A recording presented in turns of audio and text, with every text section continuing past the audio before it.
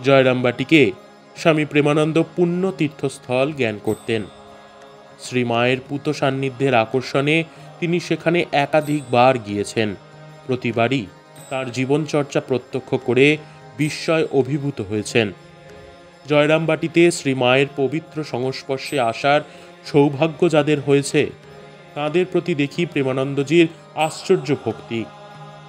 একবার জয়রামবাটি থেকে ফিরে 3 জন ভক্ত বেলুড় মঠে স্বামী প্রেমানন্দের কাছে একটি বার্তা পৌঁছে দিতে যান।